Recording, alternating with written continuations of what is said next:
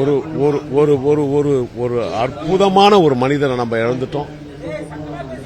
இப்படி ஒரு கூட்டத்தை பார்க்கும்போது அவர் எப்படிப்பட்ட மனிதர்னு எல்லாருக்கும் தெரிய வரும்.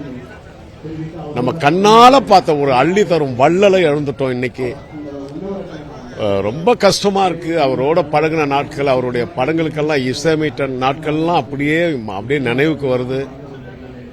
அந்த அந்த அற்புதமான மனிதரை இழந்தது ரொம்ப கஷ்டமா இருக்கு. மனசுக்கு வலி வலி வலி.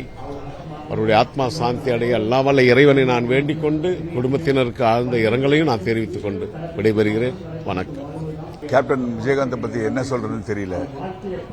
ரோட்ல சாதாரணமா சுத்திட்டு இருந்த என்ன ஒரு நடிகரா பார்த்தது அவர் தான். ஆக்சுவலா நடிகரா மட்டும் இல்ல, ஒரு 50 படம் வில்லனா நடிச்சு 1000 தான் சம்பாதிச்சிருந்தேன். 1000, 10,000, 20,000, 25,000 சம்பாதிச்சிருந்த என்ன அவருடைய சொந்த படத்துல என்ன ஹீரோவாக்கி 8 லட்சம் ரூபாய் லட்சக்கணக்கில் சம்பாதிக்க வச்சது கேப்டன் விஜயகாந்த் தான். ஒரு மனிதர் எப்படி வாழ வேண்டும் என்பதற்கு ஒரு நல்ல உதாரணம் அவர் தாங்க. எப்படிலாம் வாழணும், எப்படிலாம் வாழக்கூடாதுன்றதுக்கு ஒரு நல்ல உதாரணம் அவருங்க. கருணை உள்ளம், ஹெல்பிங் டெண்டன்சி, ஃப்ரெண்ட்ஷிப்பு, தான் ஒரு பெரிய ஆளு அப்படின்றதுல எந்த சூழ்நிலையும் அவர் காட்டிட்டதே கிடையாது. ஒரு மனிதன் பதவி, அந்தஸ்து, அதிகாரத்தில் இருக்கும்போது பல கூட்டங்கள் அவர் சுத்தி கூடலாம். ஆனா அது அவருக்காக கூடுற கூட்டம் கிடையாது. அவர் பதவிக்காகவும் அவர் அந்தஸ்துக்காகவும் கூடுற கூட்டம். ஆனா ஒரு மனிதன் இறக்கும் பொழுது எவ்வளவு ஜனம் அவருக்காக கூடுதோ அதுதான் அவர் மக்கள் சம்பாதிச்ச சம்பாத்தியம் சொல்லுவாங்க.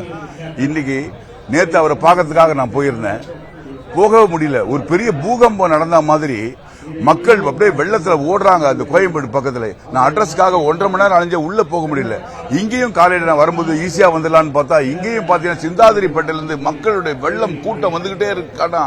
அதுக்கு காரணம் என்னன்னா அவர் நடிகர்றதுக்காக இல்லைங்க, அவர் கொடுத்த வள்ளல் தனம், அவர் மக்கள் மெச்ச அன்பு, ஏழைங்களுக்கு செஞ்ச உதவி, அந்த ஒரு எண்ணங்கள் தான் மக்கள் மத்தியில் அப்பேற்பட்ட ஒரு செல்வாக்கோடு வாழ்ந்திருக்காரு. இன்னைக்கு அவ்வளவு கூட்டமும் அவருடைய இறுதி சடங்கு வந்திருக்கோம். அது காரணம் ஒரு மக்கள்கிட்ட அவர் வச்சிருந்த அன்பு, மக்களுக்காக அவர் செஞ்ச நன்மைகள், இதுக்காக தான் அவ்வளவு கூட்டமும் வந்திருக்குது.